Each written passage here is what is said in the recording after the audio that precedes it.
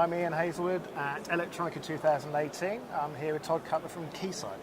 From a software point side of testing, is it very much that you build on what you've got and that everything you do has to be compatible moving forward? Yeah, Iain, that's really what we've been doing at Keysight.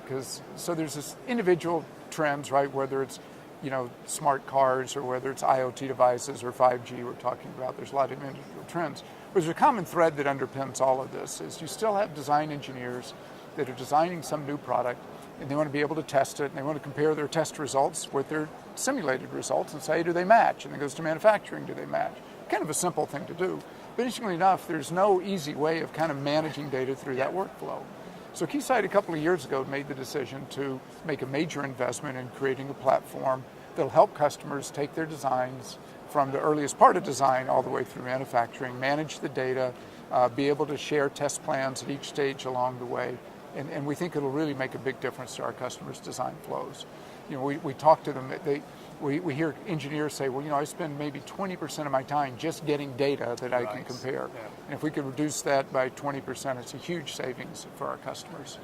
And that seems the thing now as well, with Industry 4.0, IoT, everything is generating enormous amounts of data that is in quite discrete areas. It's connecting all of that, isn't it? That's exactly right. Foresight to do that. And that's what we're working on, right? So it's a platform where you can collect the data and manage it, and then also be able to do the analytics on it, right? So you can predict what's going on. But you're right, Industry 4.0 is a great example of where this is going on. And if you look across Keysight, we have several actually initiatives that are in place. We have a thing called Pathwave Analytics, right, which is used for manufacturing systems to collect data and predict. We have a thing called Pathwave Asset Advisors. So what it's doing is it'll connect to all of your equipment that you have and tell you, is it healthy, is it being used, where is it, right? And you can really manage the investment that people have in their equipment, which is millions and millions of dollars. So I think we're lots of opportunity for us to use this large distributed source of data in new ways that'll help our customers save money and save time.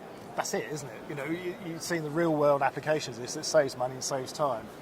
And that's a happy customer, isn't it? That's basically it. That's how we like to think we're providing value. Our customer invests in our tools, they'll save money, save time, and reduce their risk, right? They got it all.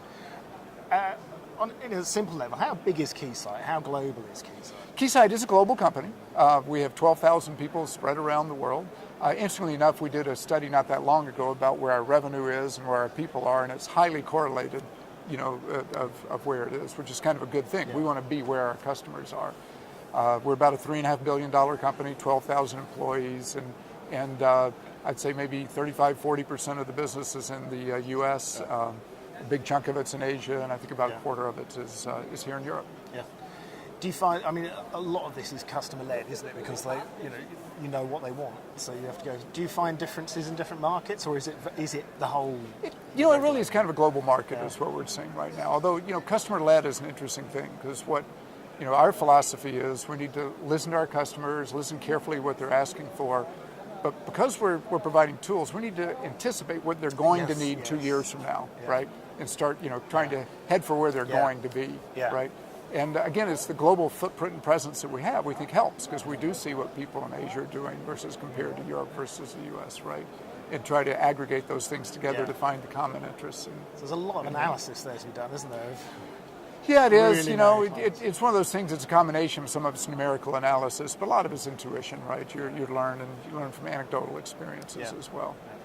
And being that big a company, you can do that, can't you? You're agile enough to adapt to that. Hopefully. Well, that's what we'd like to think we are. What we like to think we are, and we have. Interestingly enough, in terms of development processes, there's whole agile, right? We're talking about agile development. It's become a big part of how we actually do our work now, and so we are using these agile methods. So when we see things change within our customer base, we get feedback on our products, we're able to move and adapt to them very quickly.